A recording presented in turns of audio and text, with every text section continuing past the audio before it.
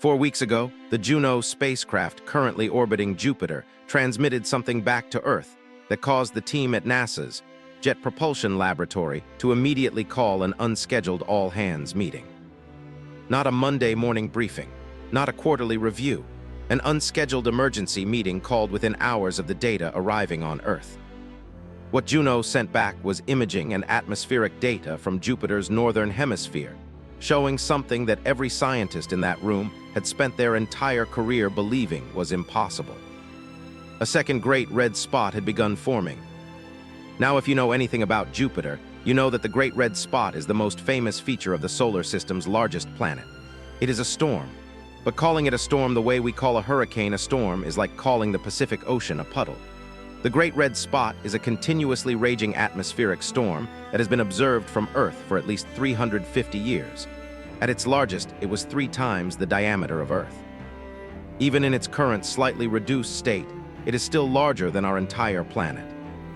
One storm, larger than Earth, raging continuously for at least 3.5 centuries. And 4 weeks ago, Juno's instruments detected a second one beginning to form in Jupiter's northern hemisphere. Not a smaller storm, not a junior version.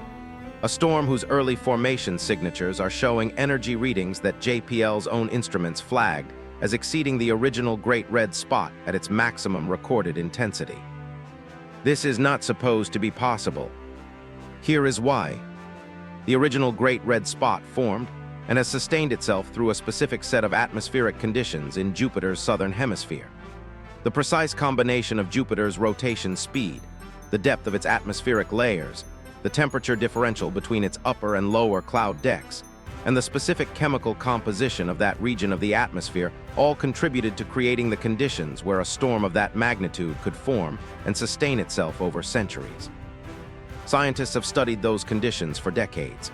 They understand them reasonably well, and one of the things they understand is that Jupiter's northern hemisphere does not have the same atmospheric conditions. The temperature gradients are different. The chemical composition varies. The interaction between Jupiter's powerful magnetic field and its atmospheric layers behaves differently in the north than in the south. The north should not be able to sustain a storm of this magnitude. The physics, as we understand them, say it cannot happen. And yet Juno's instruments are watching it happen in real time. The formation rate is what is keeping JPL scientists awake at night. The original Great Red Spot took decades to reach its full size according to historical observations. What Juno is watching in the northern hemisphere is growing at a rate that JPL's atmospheric models estimate will bring it to Earth-sized dimensions within 8 to 14 months. 8 to 14 months. And the energy readings are not just high, they are increasing. Every data transmission Juno sends back shows the storm pulling more energy from Jupiter's interior than the previous transmission. It is not stabilizing at a high energy level the way a maturing storm system should. It is accelerating. Now let us talk about what is actually driving this storm, because this is where the story goes from remarkable to genuinely terrifying. Jupiter is not just a very large ball of gas. It is a world of almost incomprehensible complexity. Beneath its visible cloud layers, which themselves extend hundreds of kilometers deep, Jupiter's interior transitions through states of matter that do not exist anywhere on Earth under natural conditions. Deep enough into Jupiter, the pressure becomes so extreme that hydrogen, the most common element in the universe, stops behaving like a gas and starts behaving like a metal. Liquid metallic hydrogen, a state of matter that conducts electricity the way copper does. This layer of liquid metallic hydrogen is what generates Jupiter's magnetic field, which is the most powerful planetary magnetic field in the solar system, 14 times stronger than Earth's magnetic field. So powerful that it extends millions of miles into space in every direction, creating a magnetosphere that dwarfs the Sun itself in terms of sheer volume. Juno was specifically designed to study the relationship between Jupiter's deep interior and its atmospheric behavior. And what it has been measuring over the past 4 weeks suggests something has changed inside Jupiter's liquid metallic hydrogen layer. The magnetic field readings Juno is recording show a localized intensification in the northern hemisphere that corresponds precisely with the location where the new storm is forming. Something deep inside Jupiter is generating more energy in that specific region than it was 6 months ago. The liquid metallic hydrogen layer is behaving differently, moving differently, generating more electrical current in that specific zone. And that change in the deep interior is driving energy upward through Jupiter's atmosphere in amounts that are overwhelming the normal atmospheric circulation patterns and forcing them to reorganize around what will become the second great red spot. Something woke up inside Jupiter. That is not a metaphor. That is the closest accurate description of what Juno's data is showing.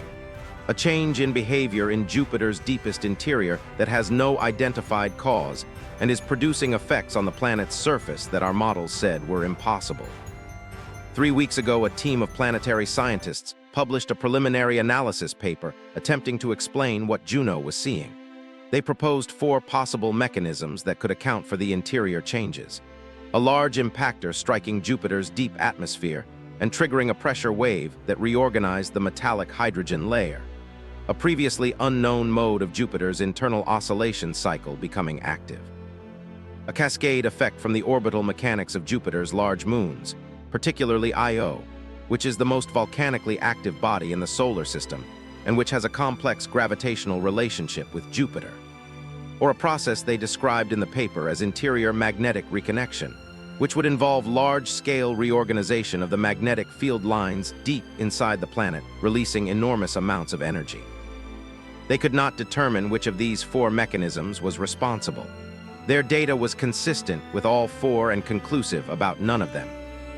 What they could determine, and what they stated clearly in the paper, was that none of the 4 mechanisms had ever been observed triggering storm formation at this scale and rate before.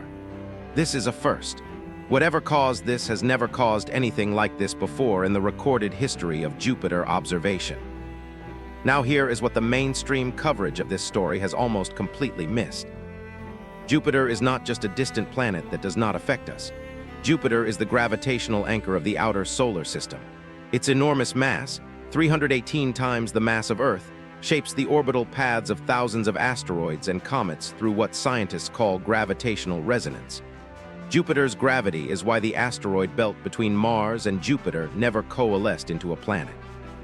Jupiter's gravity is why certain categories of asteroids are locked into stable orbital patterns that keep them away from Earth. Jupiter's gravity is, in a very real sense, one of the reasons complex life was able to develop on Earth at all. Because without Jupiter's gravitational influence redirecting many of the large impactors that would otherwise have struck Earth repeatedly over billions of years, the kind of sustained, stable conditions necessary for life to evolve and develop would likely never have existed. Jupiter is not just a planet, Jupiter is a shield. And now something is changing inside that shield. When a gas giant of Jupiter's mass undergoes significant internal changes, those changes affect its gravitational behavior. Not dramatically, not enough to immediately reshape the solar system, but measurably, in ways that planetary scientists have computer models sophisticated enough to track over years and decades. JPL is running those models right now, using the new interior data from Juno, calculating whether the changes happening inside Jupiter will produce measurable shifts in its gravitational influence on the surrounding region of the solar system. Those calculations are not finished. The scientists running them have not published preliminary results. When journalists have asked about the modeling work, JPL's Public Affairs Office has said the work is ongoing and results will be published through appropriate scientific channels when ready. Appropriate scientific channels when ready. That phrase, in the context of everything else happening around this story, deserves attention, because appropriate scientific channels when ready is how you describe routine results. It is not how you describe results that are going to change how we understand our place in the solar system. Unless what those models are showing is something you need time to figure out how to communicate carefully. Go back to 1994, July 16th through 22nd. Comet Shoemaker-Levy 9 had been captured by Jupiter's gravity, torn apart into a chain of fragments, and over the course of 7 days, those fragments slammed into Jupiter one after another in the largest observed impact event in recorded human history. The impacts were visible from Earth with amateur telescopes. The largest impact released energy equivalent to 6 million megatons of TNT, which is approximately 600 times the total nuclear arsenal of the entire world at the time. 600 times every nuclear weapon on Earth, hitting Jupiter, and Jupiter absorbed it. The impact scars persisted in Jupiter's atmosphere for months before the planet's own atmospheric circulation gradually erased them. Jupiter absorbs things. Jupiter redirects things. Jupiter has been quietly protecting the inner solar system for billions of years while we went about the business of evolving into a civilization.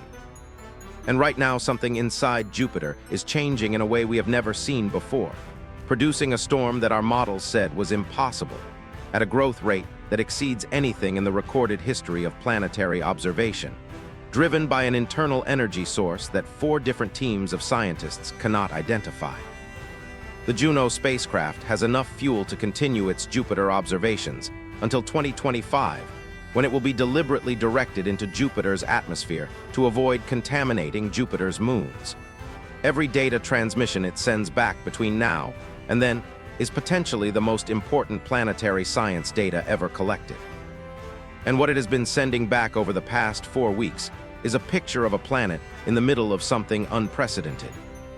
SkyPulse is going to track every data release from Juno, every paper that comes out of JPL, every update from the planetary science community on what is happening inside the largest planet in our solar system.